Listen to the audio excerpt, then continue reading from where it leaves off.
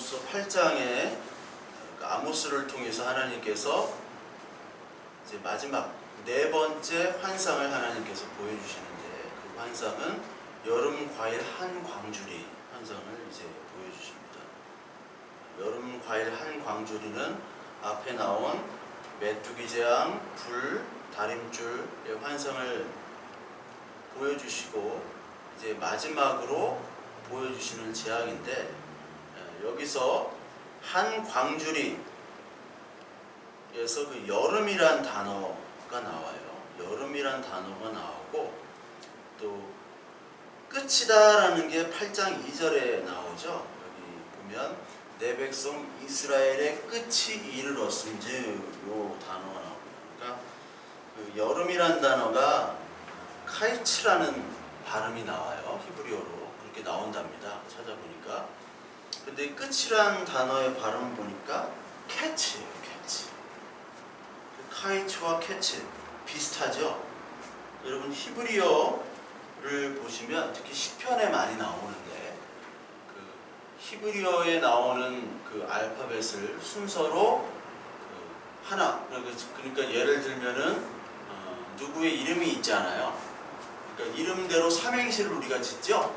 이름 첫자를 따가지고. 그런 것처럼 히브리어 시나 문학 장르들은 다 앞 글자 있죠. 앞으로 시작하는 문장의 맨 첫 글자를 A로 놓고, 히브리 알파벳 A로 놓고, 그 다음에 두 번째 문장은 B로 시작되는 단어로 시작하고요. 그런 식으로 이렇게 시작돼요. 그래서 그런 조합들이 굉장히 많습니다. 시편에. 그랬듯이 이 히브리어는 각 알파벳마다 숫자의 의미도 있고, 또 히브리어에 나오는 이름들의 의미가 다, 성경에 나오는 이름이 있죠. 이 이름들의 의미가 또 성경적으로 또 신학적으로 의미를 많이 담고 있어요. 여기서도 마찬가지로 여름이란 단어와 끝이란 단어를 이 아모스서에서 같이 사용을 하고 있는 거예요. 즉 여름이 왔은 거를 보면 이 이스라엘이 끝난 줄 알아라. 그러면서 여름 과일 한 광줄이라는 것은 이 과일이 무르익었다라는 얘기입니다. 무르익었다. 그래서 2절을 보면 여름 과일 한 광줄이를 보여주시면서 이스라엘의 끝이 이르렀다라고 나오는데, 이런 과일 광줄이라는 그 단어가 예레미야서에서도 나옵니다. 예레미야서 24장을 보시면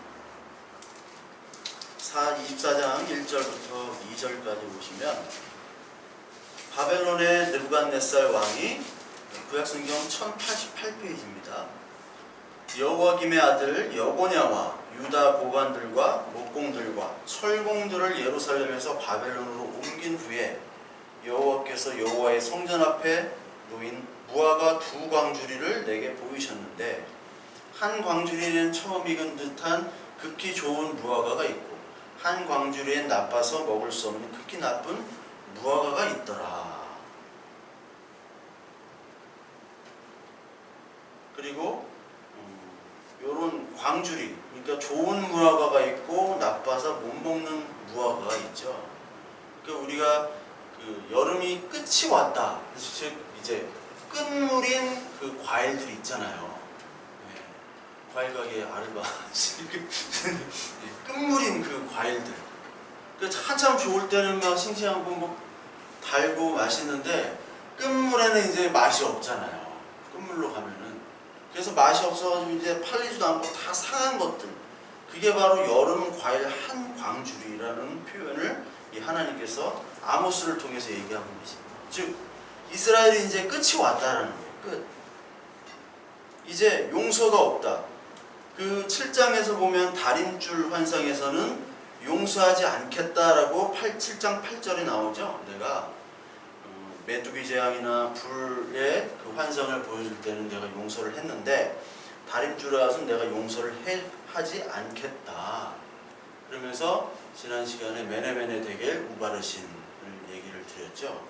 그것처럼 하나님이 이제 용서하지 않겠다 라고 하면서, 이제 너희가 아무리 그 열매를 기다린다 하더라도 내가 열매를 맺지 못하게 하겠다. 불을 보내고 메뚜기 재앙을 보내겠다 라는 것들을 보여주고 계세요. 미가서 7장 우리 한번 보겠습니다. 미가서 7장에도 그 예레미야 24장에 무화과 나무가 나오듯이 그 미가서 7장에도 무화과 나무가 나오는데 7장 1절 미가서 1296페이지 구약성경 재앙이로다 나여 나는 여름 과일을 딴 후와 포도를 거둔 후 같아서 먹을 포도송이가 없으며 내 마음을 사모하는 처음 익은 무화과가 없도다. 이 여름 과일이 이제 많아야 되는데 먹을 포도가 없고 무화과가 이제 없다라는 거예요. 즉 추수 때 그리고 열매를 따서 내가 즐겨야 될 시기에 열매가 없다라는 거예요. 즉 하나님께서 지키라고 하신 절기가 있잖아요. 절기. 그래서 이제 맨 마지막에 3대 절기 중에 초막절이 있죠. 초막절. 이게 이제 수장절인데 수장절이라는 것은 뭐냐면 추수해서 저장하는 거예요. 그러니까 하나님께서 초막절과 이 수장절은 하나님의 백성들을 이제 다 불러들이는 이제 재림의 모습을 얘기하는 겁니다. 그러니까 내 백성들을 다 추수해가지고 거두러 가는 거예요. 우리 저기 신천지에 추수꾼들이 있죠? 추수꾼들은 돌아다니면서 이제 추수하는 거예요. 영업하는 거예요. 걔네들 방식대로.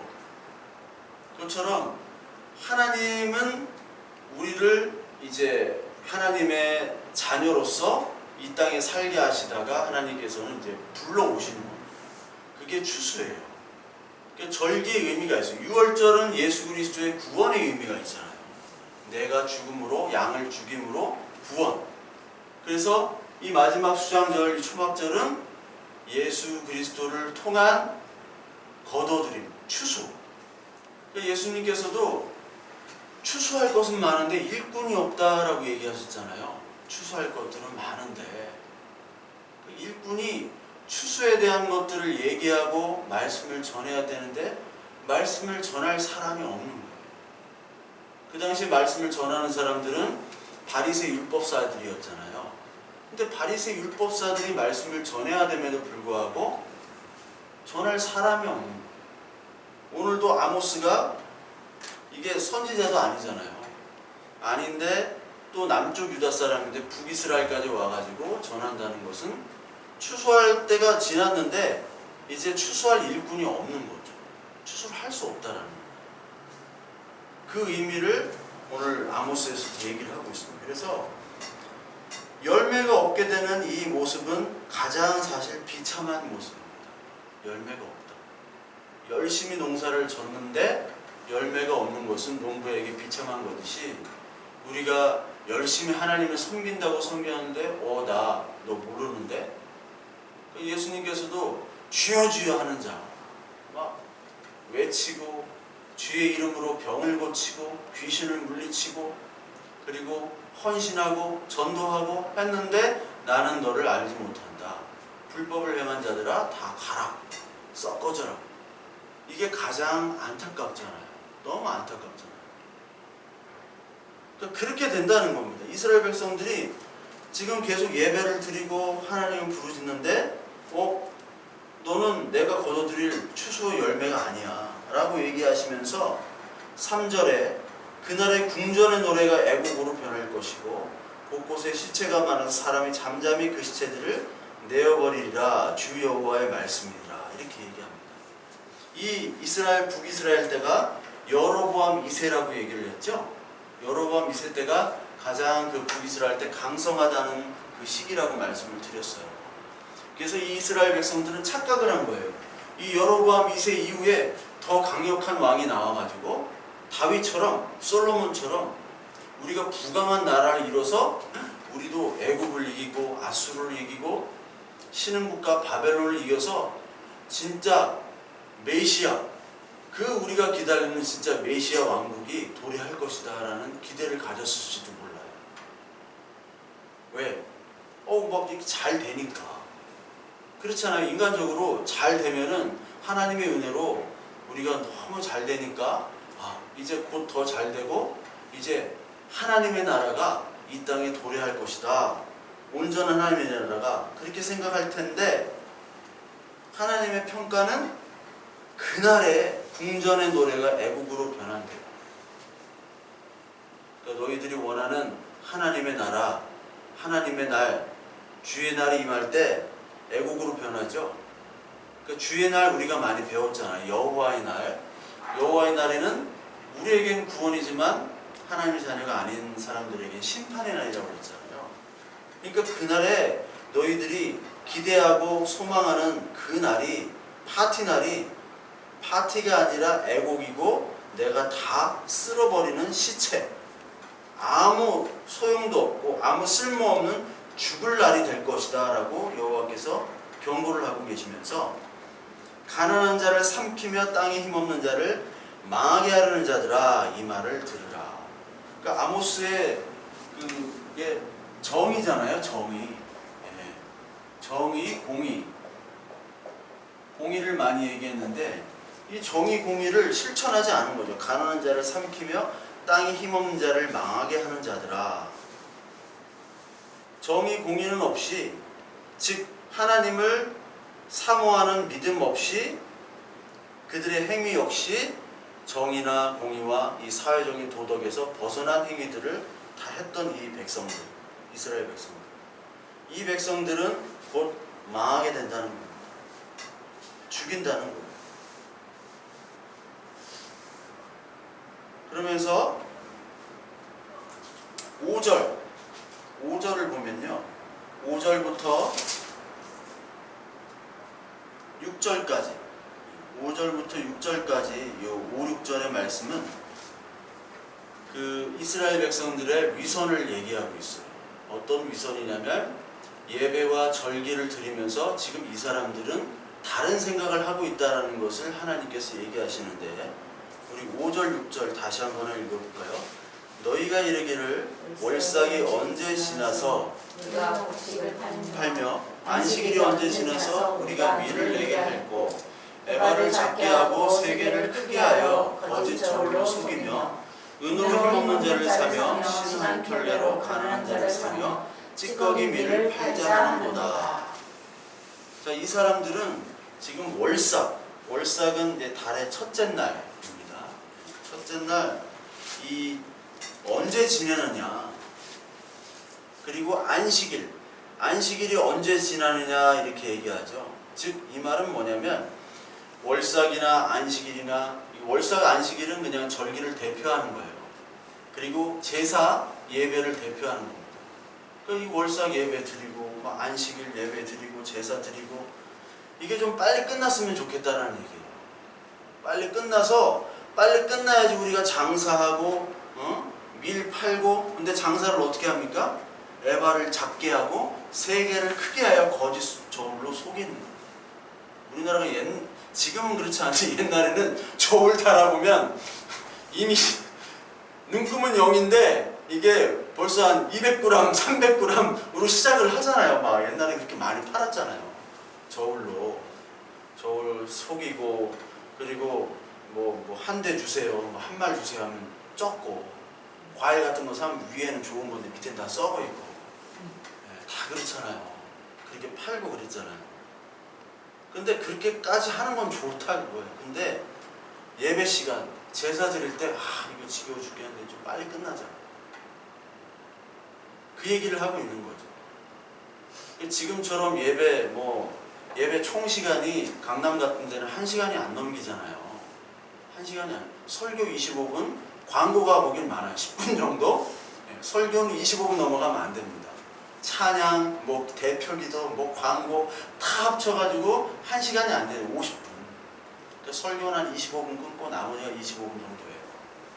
근데 그렇게 간단한 예배조차도 사람들이 다 딴 생각 하잖아요. 뭐 해야 되고, 이거 끝나고 뭐 놀러 가야 되고, 다 그런 생각으로 가지고 있다고요. 오늘 지금 주식이 어떻게 되고 막 다 그런 얘기하고, 그걸 보고 끝나자마자 핸드폰 꺼내가지고 이렇게 오늘 뭐 어떻게 된다 이런 시계 예배인데 이때 당시는 제사를 지내는 거잖아요. 막 고기를 쓸어야 되잖아요. 피게 튀기고. 얼마나 지겹습니까? 힘듭니까? 개신교 우리에 있다가 캐톨릭만 가도 힘들어요. 예배도 앉았다 일어났다 뭐 하는 것도 많고.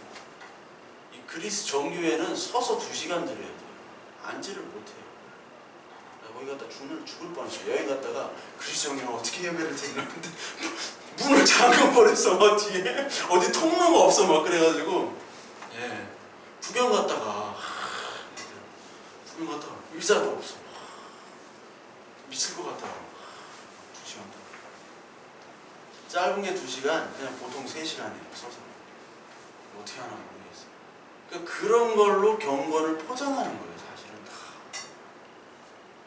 그러니까 생각하면서 이게 어떻게 먹고 살까? 속에는 돈밖에 없는 거예요. 이 사람들의 모습이.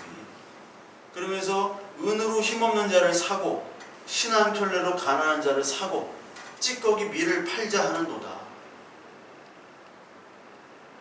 이렇게 한다 하더라도 하나님은 다 용서해 주시지만 하나님의 자녀는 성령에 가입된 자녀들은 이렇게 할 수가 없죠. 할 수가 없단 말이에요. 이렇게 자기가 손해를 보더라도 정직하게 장사를 해야 되는데 이 사람들은 정직하게 장사를 안 하면서 하나님은 시간이 외쳐 주여 주여 하나님 은혜 외치면서 돈을 또 벌잖아요. 그 돈 가지고 헌금하고 제사장과 그리고 선지자라는 사람들은 그 사람들이 주는 헌금과 그 물질을 보면 더 축복해주고 기생충들 영화 기생충처럼 교회 안에 있는 교회를 숙주로 삼고 하나님을 숙주로 삼는 나쁜 기생충들 좋은 기생충이 아닌 나쁜 기생충들이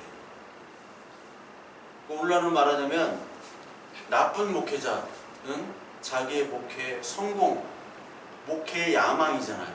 그 야망을 실천하고자 하나님의 이름을 부르고 교회를 이용하는 거고 그리고 나쁜 성도들은 그 교회에서 자기의 자아를 실현하기 위한 결혼을 할 수도 있고 비즈니스를 하고 사업을 하고 자기의 교육적인 그런 걸 하고 교회의 서비스를 제공하는 서비스를 잘 누리고 그런 것들을 가지고 기생하는 기생충밖에 되지 않는 그런 모습이에요.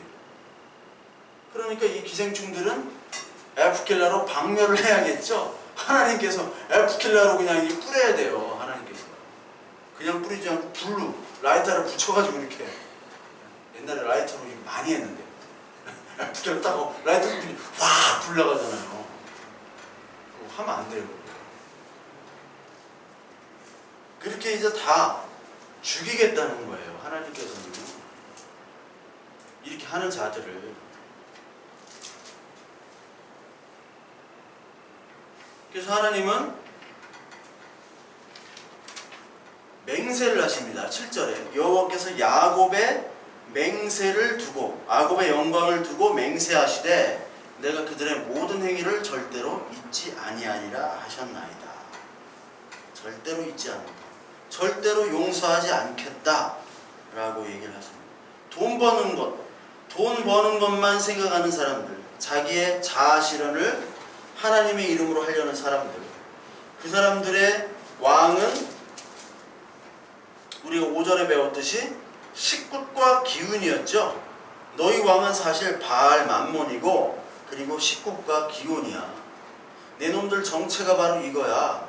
그러면서 더러운 입으로 내 이름을 부르지 말고 내 이름으로 예배하지 마.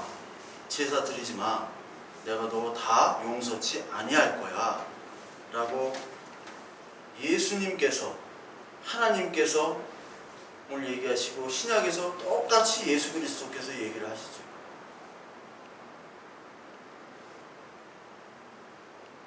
그것이 하나님의 정의고 공입니다.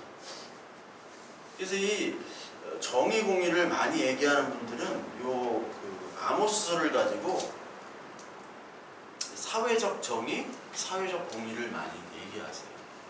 이분들은 예수를 그리스도 우리의 메시아 구원자로 인정하기보다는 사회 개혁자인 선생으로 인정하게 되면 이 아모스는 경제 민주화 그리고 경제 정의 그리고 약자에 대한 복지 이쪽으로만 가는 게 돼버리죠.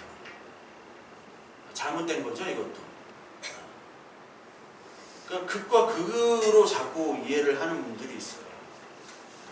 극우 쪽은 특히 이제 여호수아 같은 이런 구절을 가지고 하나님께서 이 백성들을 다 심판하시고 다 살해하라고 명령을 했다. 그래서 살해해도 된다. 이런 쪽으로 성경을 이용하는 사람들이 있고요. 어떤 사람들은 인권을 너무 강조하다 보니까 하나님이 없어요. 하나님. 인권도 물론 강조해야겠죠. 하나님이 우리를 만드셨기 때문에. 근데 인간에게서 나오는 인권과 인간에게서 도출되는 인간의 존엄성이 아닌 하나님의 자녀로서의 인권 그리고 존엄성이 얘기돼야 되는데 이들은 성경을 빌려서 자기가 하고 싶은 철학적인 자기의 사상, 이데올로기 사상을 얘기를 하고 있어요. 이것들은 다 경계를 해야 됩니다. 하나님께서는 그 모든 인간들의 사상들을 용서치 아니하시는 거예요. 그래서 하나님께서는 9절부터 10절까지 막판에 내가 어떻게 하겠느냐라는 걸 하시면서 해를 대낮에 지게 하며 백주의 땅을 깜깜하게 한다. 이게 깜깜하게 만드는 재앙, 이게 나오죠? 딱 연상이 되시죠? 애굽에 흑암의 재앙을 주시는 거예요. 그러면서 8절에도 애굽 얘기를 하세요. 애굽 얘기. 강의 넘침이 같이 솟아오르며 애굽강 같이 뛰놀다가 낮아지리라. 홍수가 나고, 홍수가 나서 애굽 땅 같이 막 올라갔다가 뭐 내려갔다가 애굽 강 같이 그 나일강처럼, 그리고 흑암의 그런 재앙을 주시겠다. 그러면서 너희 절기를 애통으로 너희 모든 노래를 애곡으로 만들게 하고, 그리고 모든 사람에게 굵은 배로 허리를 동이게 하며 모든 머리를 대머리가 되게 하며 독자의 죽음으로 말미암아 애통하게 하며 결국은 공고한 날과 같게 하리라. 이게 정확하게 애굽이 연상이 되잖아요. 애굽. 마지막 독자, 외아들을 다 죽게 만들죠. 큰아들을 첫 소생을 다 죽게 만듭니다. 그리고 모든 머리가 대머리가 됐다는 것은 죽음을 상징하는 거예요. 대머리라는 것은. 그리고 굵은 배, 애곡, 이것들은 다 죽음을 상징합니다. 죽음. 그래서 결국은 너희들은 애국처럼 죽고 사라진다는 거죠. 왜? 너희들의 주인은 따로 있기 때문에 나는 너희들의 주인이 아니야. 니네 부모한테로 가. 니네가 모시는 그 신들은 애굽 신이고 바벨론 신이고 아수르 신이잖아요. 그러니까 이렇게 하나님께서 멸망시키겠다는 겁니다. 그래서 이게 멸망시켜지는 이 자녀들, 아니 그 백성들은 늘 하나님의 자녀들을 핍박하죠. 애굽의 바로 왕들이 이스라엘 백성들을 핍박했잖아요. 핍박. 왜 핍박했냐면 하나님께서는 내가 왕이야, 나를 왕으로 인정을 해, 내가 여호와야. 그런데 거기에 애굽에는 바로라는 인간의 왕이 있었어요. 신이었죠. 즉 다른 신을 용납하지를 못합니다. 바로는 자신이 신이어야 돼요. 그렇기 때문에 다른 신을 인정하는 사람들을 죽일 수밖에 없어요. 북한이란 나라는 기독교를 인정하지 않잖아요. 불교는 괜찮아요. 불교는 모든 종교는 다 거부하지만 불교는 힘이 없어요. 사실 이것도 많고 저것도 많기 때문에. 근데 기독교는 북한 같은 이제 정권은 당연히 탄압을 할 수밖에 없죠. 왜? 거기 임금이 따로 있으니까요. 임금이. 그래서 탄압을 하고 박해를 하게 됩니다. 이 땅의 임금들은 하나님을 주인으로 삼고 왕으로 삼는 자들을 핍박하게 되는데, 그게 계시록에 좀 나오죠. 계시록 6장 한번, 계시록 6장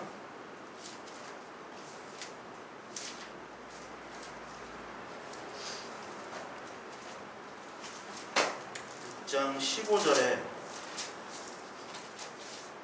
보시면, 땅의 임금들과 왕족들과 장군들과 부자들과 강한 자들과 모든 종과 자유인과 굴과 산들의 바위 틈에 숨어 산들과 바위에게 말하되 우리 위에 떨어져 보좌에 앉으신 이 얼굴에와 그 어린 양의 진노에서 우리를 가리라. 그 진노의 큰 날이 이르렀으니 누가 능히 서리요 하더라. 땅에 권세 있는 자들, 이런 사람들은 숨지만 결국 숨어도 진노가 그들에게 떨어진다는 겁니다.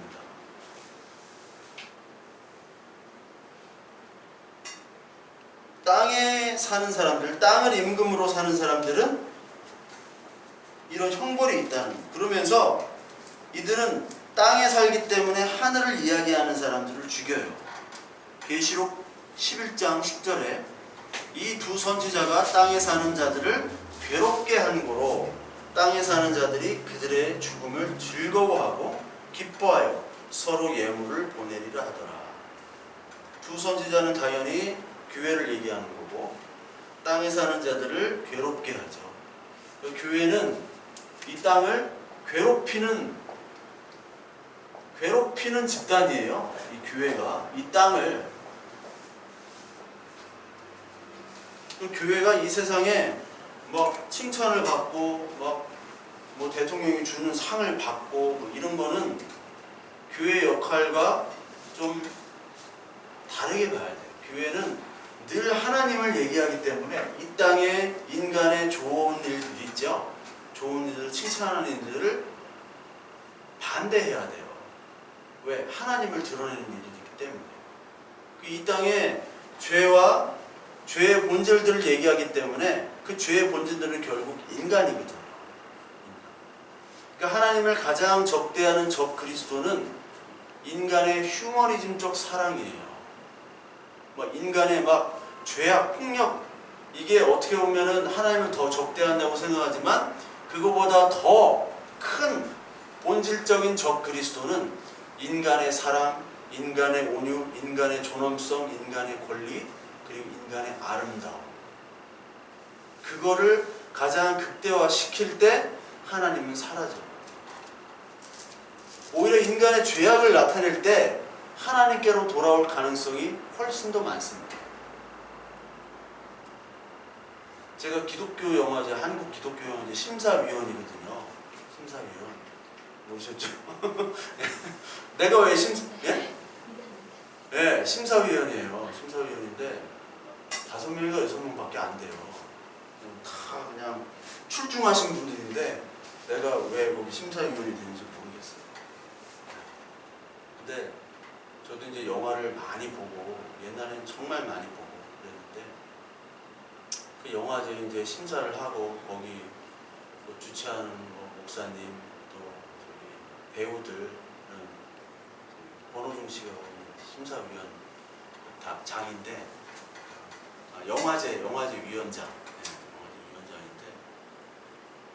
뭐 작년보다는 많이 왔어요. 출품작도 많고 미국에서도 영화가 오고, 그래서 다 살펴보고 하는데, 제가 이제 심사를 하면서 보니까 이게 기독교 영화인데 너무 인간적이다라는 생각이 들어요. 인간적. 그러니까 인간을 나타내는 거지, 이게 그리스도의 핵심을 얘기하지 않는다라는 것을 많이 봤어요. 그 영화 속에 그리스도의 핵심을, 제작비도 없고, 간단한 영화를 만든다고 하더라도 몇백은 들어요. 사실 쉽지가 않습니다. 영화를 만든다는 게. 영화 뭐 기생충 이런 영화도 180억인가 들었대요. 뭐 큰 뭐 스케일 그런 것도 아닌데 180억 들었대요. 그러니까 그렇게 돈이 많이 드는 거예요, 영화라는 게. 근데 이게 인간의 것들을 너무 많이 드러냅니다. 그리고 많이 기독교 영화를 계속 하는 분이 있거든요. 감독님.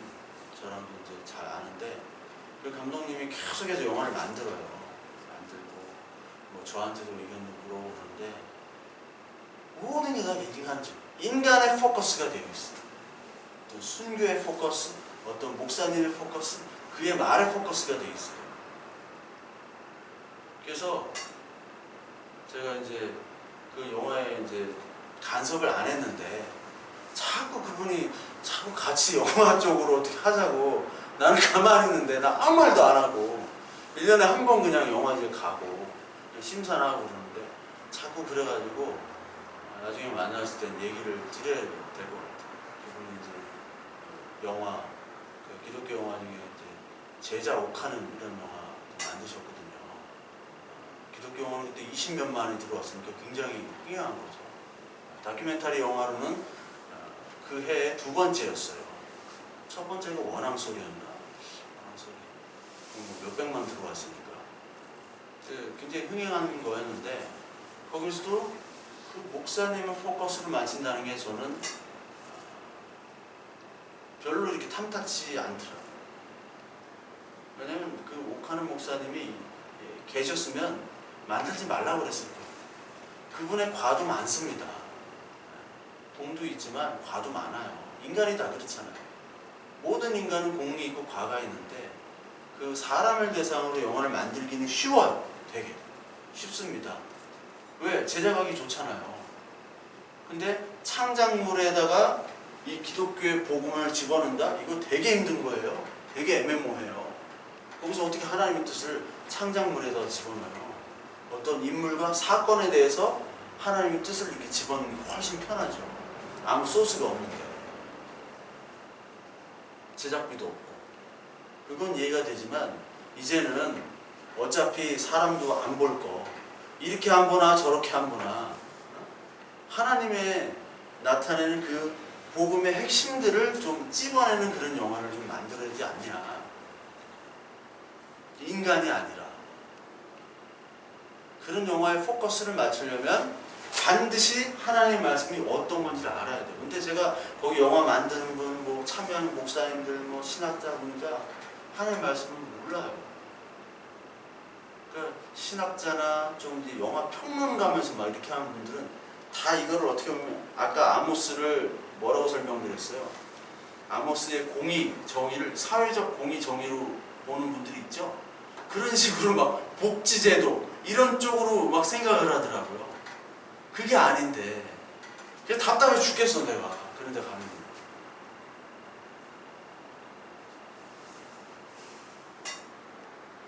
하여튼 이 땅에 사는 자들은 하늘에 사는 자들을 괴롭혀요.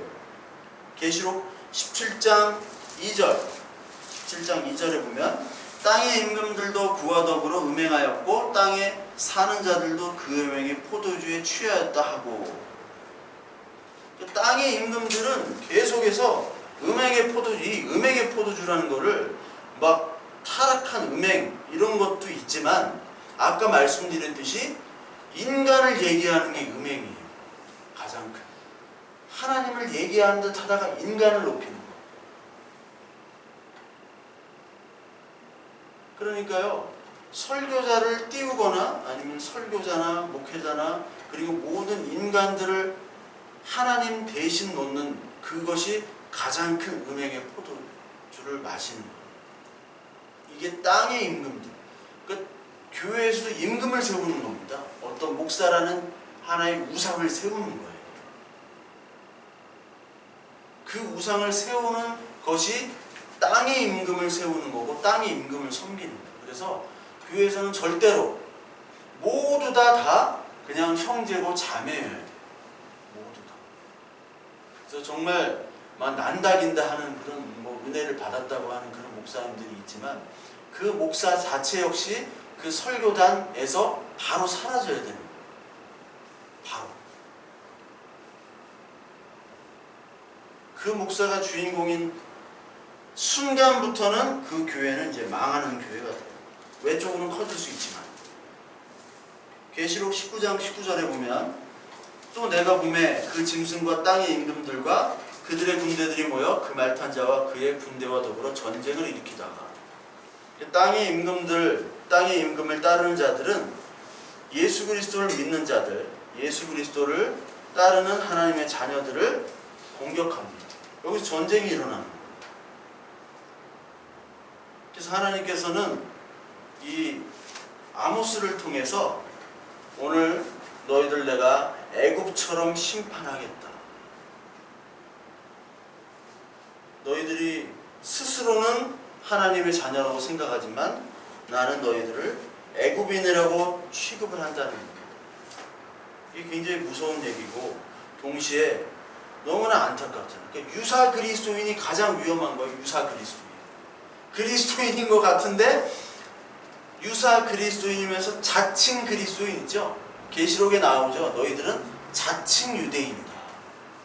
어떤 사람을 볼 때 저 사람 되게 막 잘 못하는데 혼자 뻑가가지고 혼자 막 심취해가지고 뭐 하는 사람들이 있잖아요.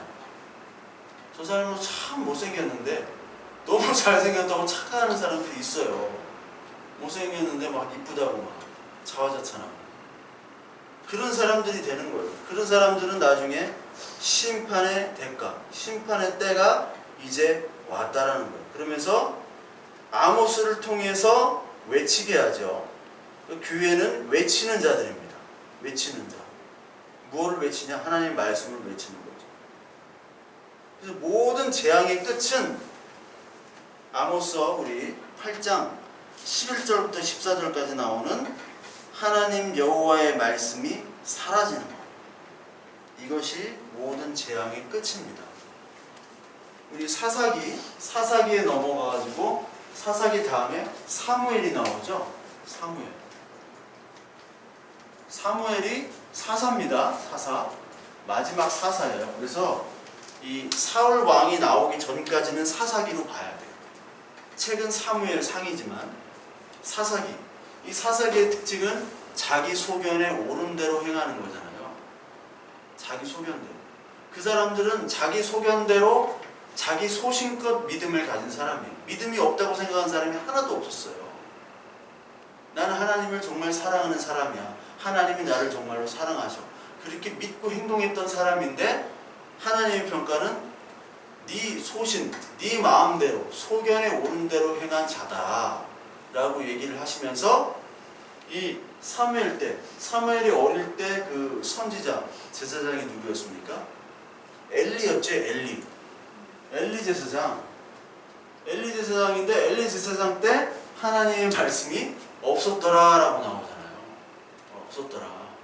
하나님의 말씀이 없으니까 아니 제사장이 하나님의 말씀을 듣고 그래야 되는 사람인데 하나님의 말씀이 엘리에게 없으면 누구에게 있어요? 아무데게도 없죠. 없고 하니까 어린 사무엘한테 온 거예요. 어린 사무엘. 아무도 없어. 그 어린 사무엘밖에 마음이 그래도 깨끗한 애가 없다라는 거예요. 마찬가지로 아무도 없으니까 지금 아모스한테 온 거예요. 아모스한테까지. 농사 짓고 뭐 목자 양치는 사람한테까지 온 거예요. 얘도 아니야. 결국 찾은 게 아모스. 하나님께서는 누굴 찾냐면 결국 얘도 아니야. 그래서 찾은 게 저와 여러분들이죠. 다 좋은 사람들, 다 훌륭한 사람들인데 우리가 인간의 조건으로는 택함 받을 수 없지만 하나님이 우리를 그냥 택하셨어요. 근데 왜 택했냐? 아모스로 살아라고. 이 말씀을 전하라고. 전하면은 사람들에게 괴롭힘을 당하지만 그 괴롭힘을 당하더라도 하나님은 우리를 택하셔서 말씀을 전하라고 하신 게 바로 교회입니다. 그러니까 우리에게는 하나님이 축복을 주시고 감사하고 그렇지만 어떻게 보면 예레미야가 보낼 사람을 보내요. 나는 말 못하는 어린아이예요. 도저히 내가 못하겠어요. 그렇게 하는 것처럼 우리들도 역시 어떻게 보면 예수 그리스도께서 우리를 택하셨다는 것은 인간적으로도 굉장히 부담스럽고 성경적으로도 부담스러울 수밖에 없어요. 근데 왜 부담스럽지 않느냐? 우리가 안 하기 때문에 그래요. 저와 여러분들이 안 해서 그래요. 저도 거기 지금 잘 하고 있는 행사에다가 재 뿌리는 거거든요. 제가 그런 말, 영화. 이거 다 인간적이다. 제자 옥하는 막 광인 계속 옥하는 시리즈 영화 이렇게 나오는데 이거 제발 하지 마라. 이거 하나님이 원치 않는 거다. 옥 목사님도 원하지 않을 거다. 라고 그렇게 얘기하면 누가 좋아해? 아무도 안 좋아해. 도와주지는 못할 망정. 도움을 주는 말을 하지 못할 망정. 정말 이 기독교에 예수 그리스도를 믿게 되면 거기에 희로애락이 다 있잖아요. 아픔도 있고 좌절도 있고 소망도 있고 기쁨도 있고. 근데 그런 것들이 말씀을 통해서 잘 좀 드러나야 되는데 이 말씀에 대한 어떤 고민이나 그런 거를 담은 작품이 없어요. 없어. 그래서 그런 시리즈 영화를 좀 블루, 레드, 화이트라는 영화 아시죠? 세 가지 시리즈. 크주스토프 키아슬롭스키라고 블루, 레드, 화이트 시리즈 한 편씩 나왔잖아요. 프랑스 국기 모르세요? 참 유명한 영화인데 예, 유명한 영화예요. 블루, 화이트, 레드 시리즈 영화인데 90년대 아주 히트한 영화인데 예. 하여튼 그 영화처럼 예. 줄리엣 비노시 아시죠? 들어보셨죠? 줄리엣 비노시가 블루에 나오고 이레니하고 화이트에 나오고 예. 예. 찾아보시면 있어요. 아, 이 영화였구나 아실 거예요. 그것처럼 저는 막 시리즈 그런 시리즈 영화가 좀 나왔으면 좋은데 아무도 안 보겠지. 누가 보겠어요? 근데 이래 안 보나 저래 안 보나 그냥 했으면 좋겠다 하고 싶은데 제가 말을 할 수 있을지 모르겠어요. 네. 다음부터는 심사위원 하지 말라고 그러지. 우리는 핍박을 받더라도 하나님의 말씀을 어디서든지 증거를 해야 돼요. 우리가 깨끗해서 그런 거 아니죠. 도덕적이고 인격적이고 훌륭해서 그렇게 전하는 게 아니에요. 우리는 그냥 통로입니다. 저와 여러분들은 통로예요. 그래서 전할 때 아들한테 무시당하고 딸한테 무시당할 수 있죠. 부모한테 무시당하고 네가 예수를 잘 믿었으면 그렇게 살겠냐? 잘 살아야지. 이런 소리 많이 듣잖아요. 그럼에도 불구하고 우리는 이 아모스처럼 예레미야처럼 하나님의 말씀을 전하고 그리고 자기 소견대로 사는 이 세상에 인간 중심인 이 세상에 하나님의 말씀, 하나님의 뜻이 중심이 되도록 하나님께서 우리를 부르셨다. 부르심의 의미는 그겁니다. 그 부르심의 의미를 알지 못하고 똑같이 그냥 인간적인 행위, 인간 중심으로 간다면 하나님께서 참 얼마나 참 가슴 아프시겠죠. 우리가 그걸 잘 수행하지 못한다 하더라도 하나님께서 뭐 생명책의 이름을 지우시거나 그런 일들은 없겠지만 그래도 얼마나 안타까워 하시겠어. 내가 너희를 부른 이유는 이건데. 그래서 우리는 하나님의 말씀을 계속해서 전하는 대로 살아가는 것이 우리의 삶의 의미고 그것이 바로 하나님이 주시는 하루하루의 양식이다. 그래서 다음 시간에는 이제 11절부터 14절까지 말씀의 기간에 대해서 성경에 나온 그 말씀의 기간을 한번 같이 한번 살펴보는 그런 시간을 갖도록 하고요. 그 다음에 이제 9장은 한 번에 그냥 15절까지 좀 길긴 하지만 한 번에 다 보는 걸로. 전에 있던 내용들을 다 함축한 거기 때문에 9장은 짧게 갈 수 있을 것 같습니다.